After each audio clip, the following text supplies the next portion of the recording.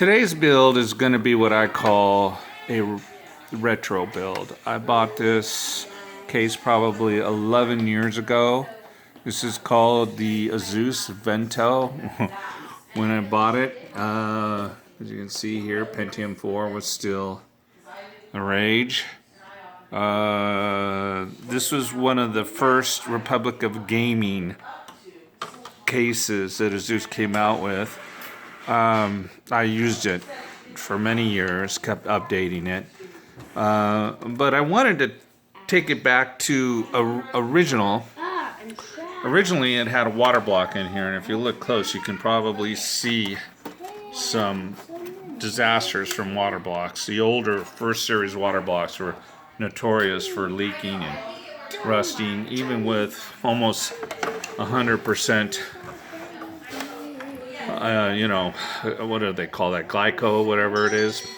It's just like battery acid almost, and it just ate the bottom of this board. I cleaned it up pretty good, but this is kind of cool because, like I said, this was one of the first cases, and it's just got a cool design, I think. You look back on it, and it's got the two vents here in the front, and then this comes down like that and shuts it down, so you got a whole thing going on. It's kind of cool. Your USBs are right here in front, which was rare for cases back then. The vent system worked on just a little simple fan inside that basically vented to the outside port. Then there's another fan here, and then there's another fan that goes on the case panel right here. And that all blows in. Basically, it's causing almost like a cyclone effect where it starts to twirl inside the case. Most of it goes up into the power supply and vented outside. The rest of it, the excess, goes out that chute. And you can literally feel air coming out of that other vent. So, it was a pretty simple system for those who wanted, a good gaming rig, and they wanted it not to overheat. It worked really well, and it was very stylish, and it was very popular. There was a lot of these cases that were sold. The Asus Vento 3600. So, what are we going to talk about now is the inside. Let me see if I can dial it in a little bit and see what we've got. I was fortunate enough to still have the original motherboard that I bought with this case. This is the PB. Let's see if I can see it somewhere. Man, I can almost remember it. It's the Asus. There it is. PB5.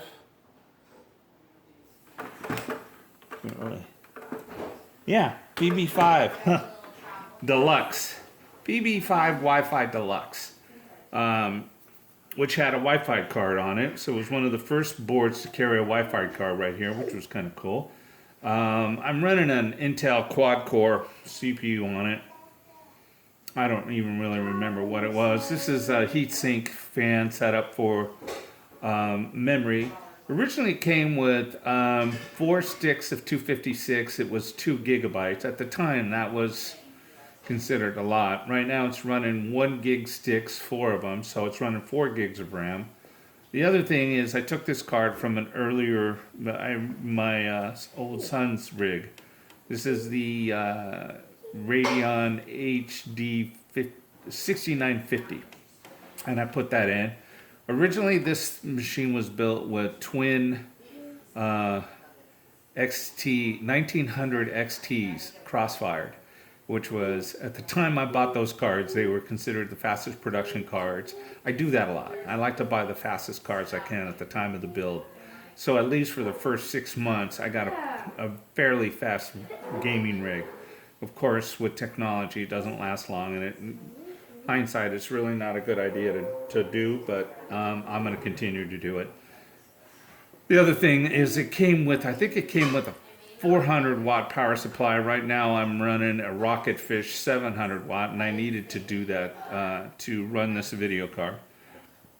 So also I'm running, I can't pull them out, But you've seen them on earlier videos. I'm running the Western Digital 10,000 RPM.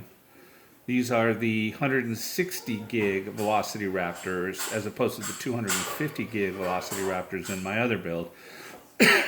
These are fairly fast hard drives. These were not original. The original was a 74 gig Raptor. All of them are 10,000 RPM. They're all fast, except the 74 gig was, kind of small. But back 10 years ago, it was more than adequate. Set to RAID 0, they stripe across each other, so basically it increases the sides. So we were well over 140 gigs, which, like I said, 10 years ago was a lot. So even though this machine is roughly 10 years old plus, it's kind of cool because I'm bringing it back to almost what she was. And I'm actually building this for my grandson, Michael. Michael, say hi. Just say hi at the word, hi. Hi. There you go. That a boy. He's into Minecraft right now, so he's totally oblivious to everything going on. But he's my grandson. He's awesome. I love him. I'm extremely big fan of Minecraft. Yes, totally addicted to Minecraft. Let's see if I can pan over to him. Say hi again, Michael. I got you on camera. Oh. Hi.